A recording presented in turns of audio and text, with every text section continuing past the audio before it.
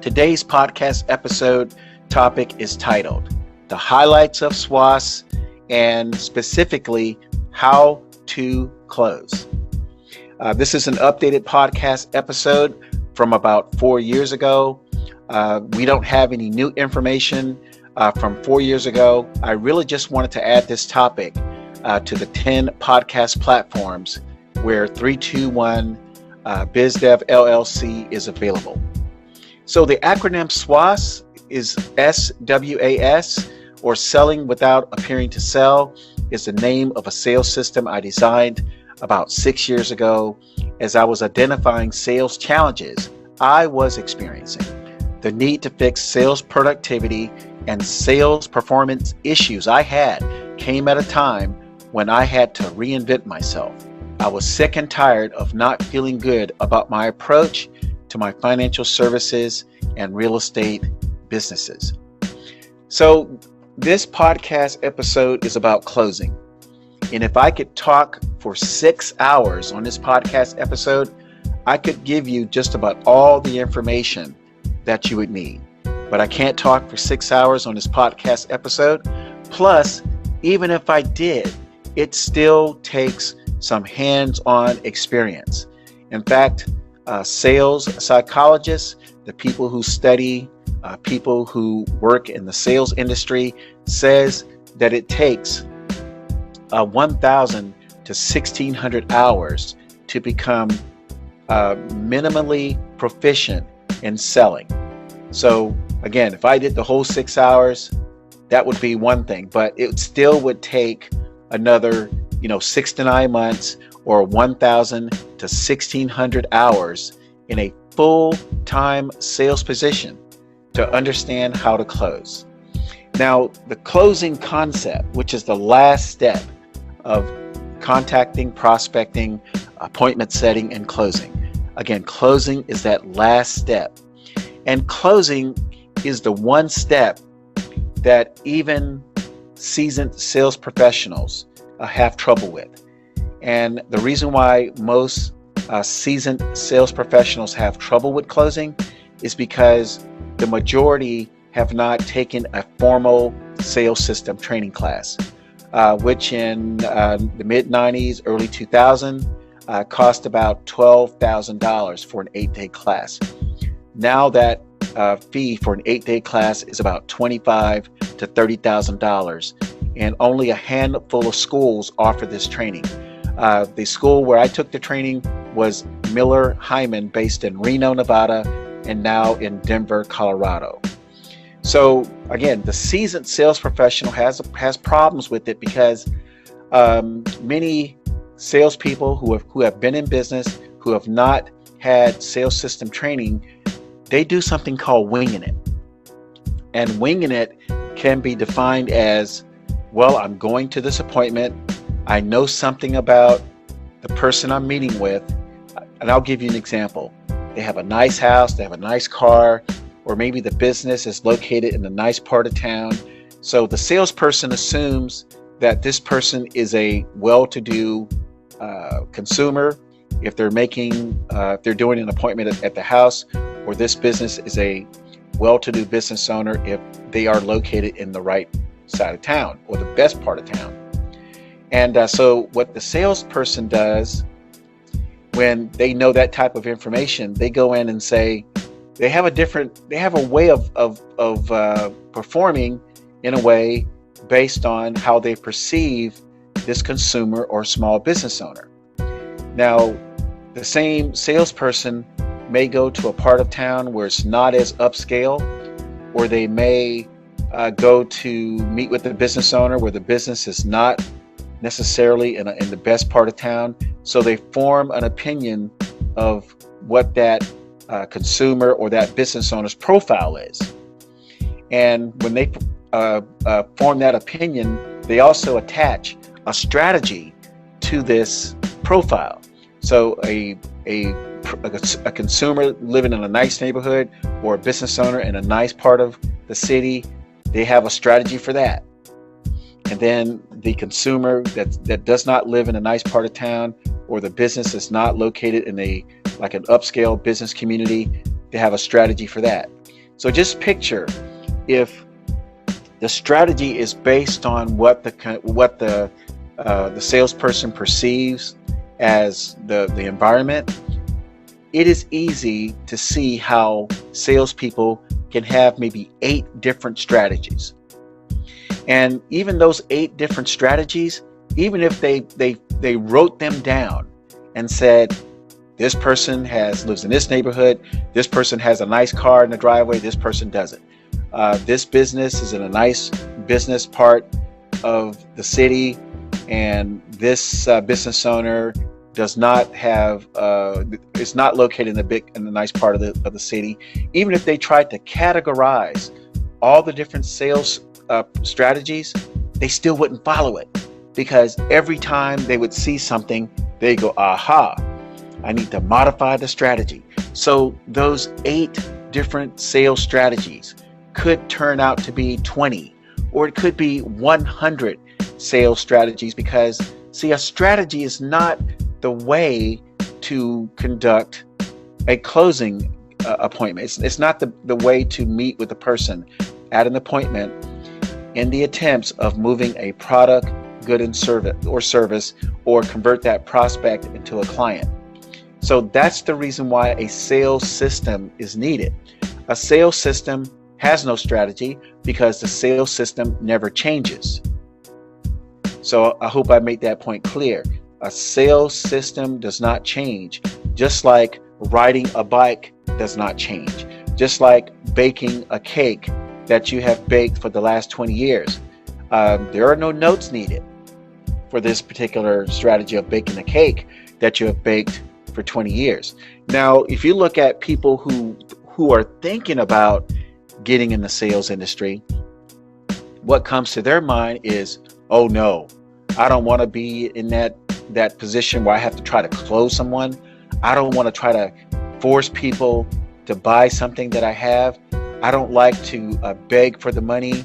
And many people who are not in sales, who may have considered it, they say, I don't want to be a slick salesperson. And technically, they are right. So these people who are forming opinions about the sales industry, they're thinking about the last time they met with someone and how uncomfortable and how unprofessional that salesperson was when they met with that person.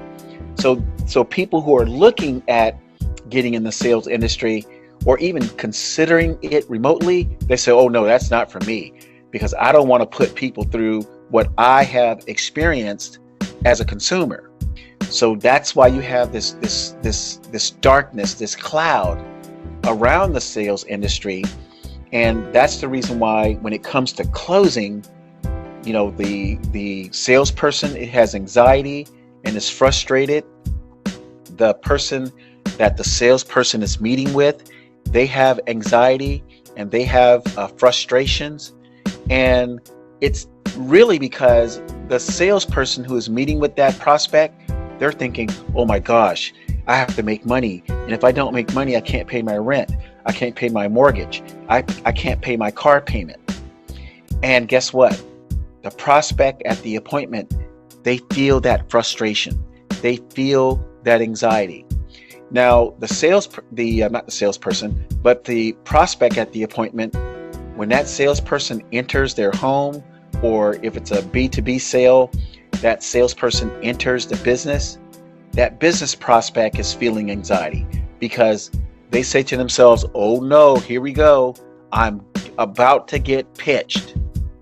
And what pitch means, listeners, pitch means, or getting pitched means, that the salesperson is going to talk about 80 to 90% of the time. And that business prospect or that consumer in the home is going to only talk for about 10% of the time or 20% of the time. And the percentages should be the opposite. They should be the opposite. So when we talk about closing, what closing really requires is a sales system, because the closing does not start when the salesperson meets the consumer at their home or meets the business owner at the business.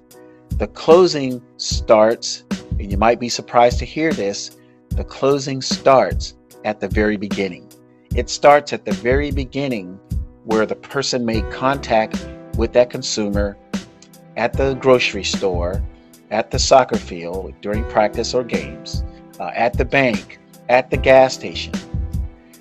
The closing starts with the small business owner at the contacting stage when the salesperson made the phone call, when the salesperson met the business owner at a networking session, when the salesperson maybe contacted the business owner through a referral. That's when the closing part starts. Again, the closing part starts when the salesperson makes the initial contact.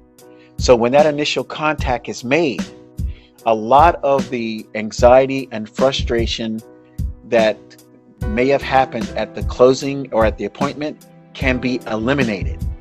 It can be eliminated at the contacting and prospecting stage.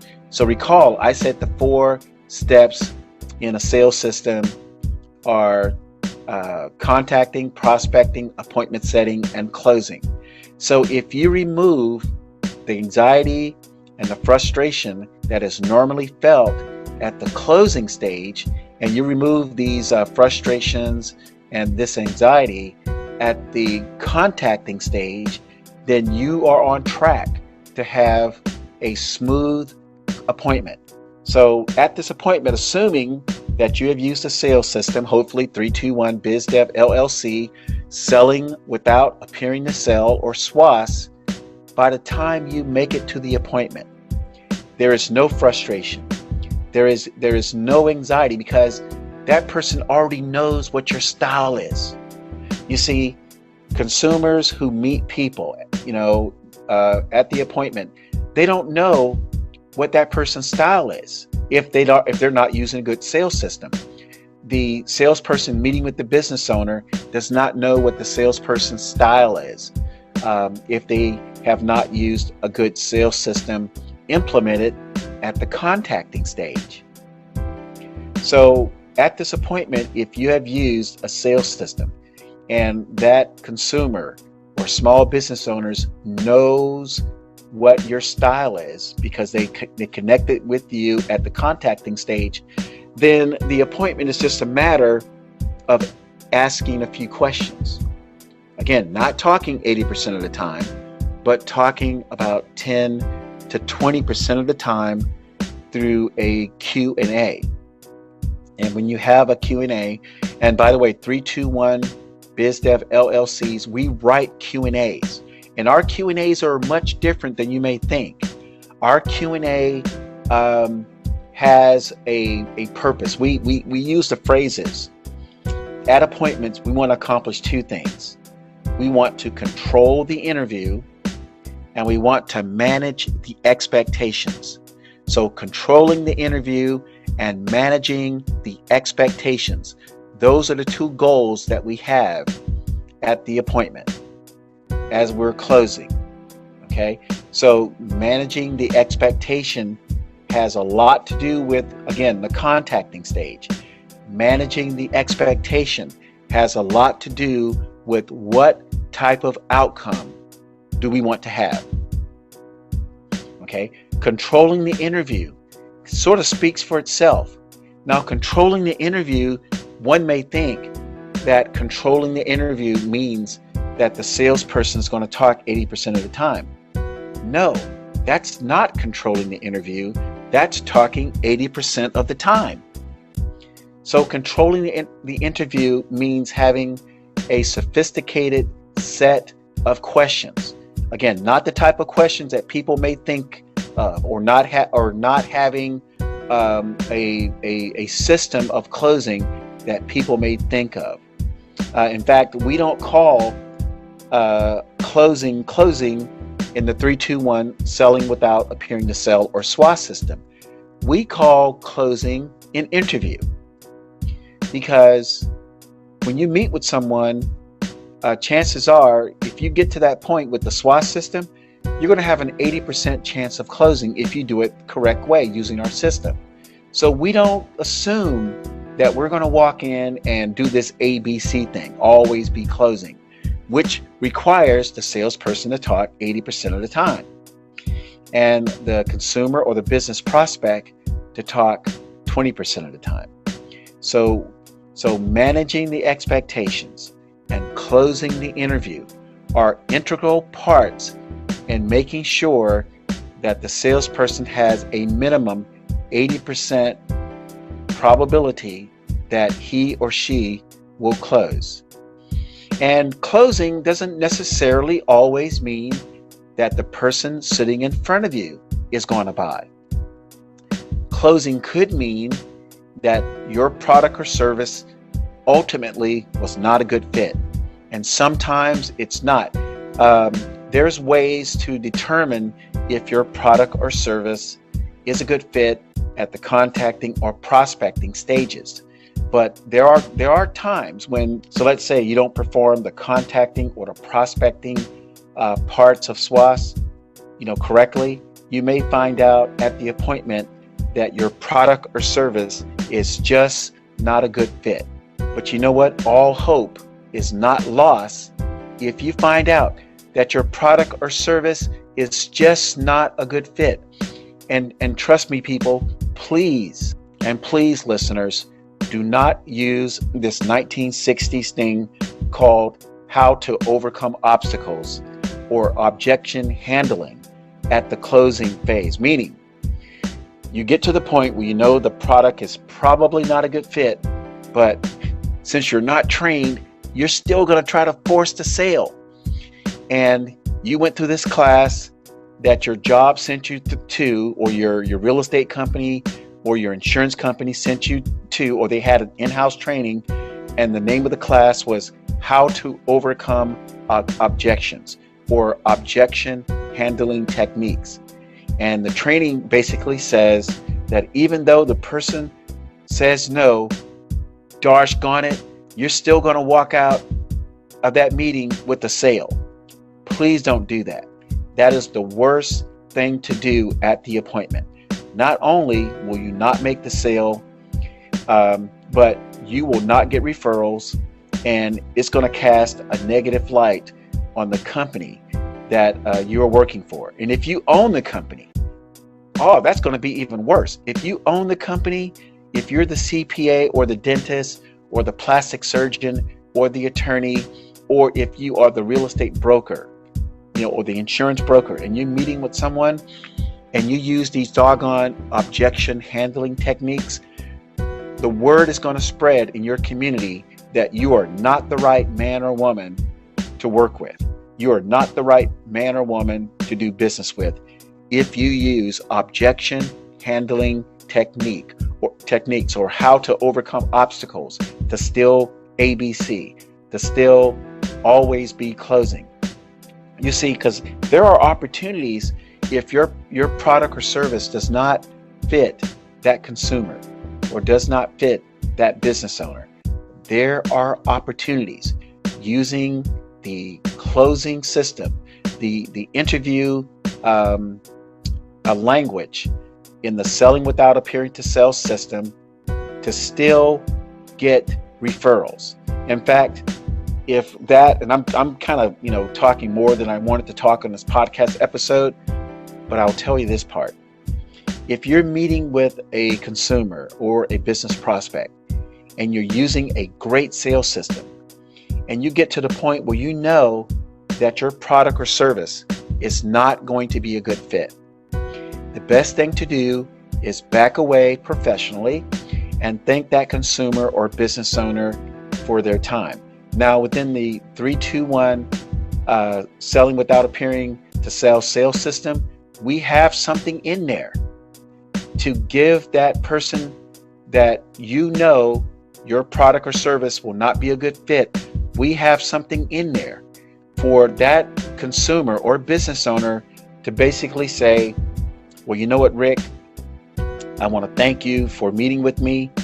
I'm sorry to say that the product or service is not going to be a good fit. And Rick, you know it. We've talked. We know that the product or service is not a good fit for my company or for my family or for myself. But I really enjoyed the way you handled this appointment, and I would like to refer you to some people where I think your product or service would be a good fit. Okay, so that's what we call a mutual beneficial interview with a prospect. And again, I left out a whole bunch that I wanted to share, but I don't have the time to do it. Plus, it's my own proprietary sales system.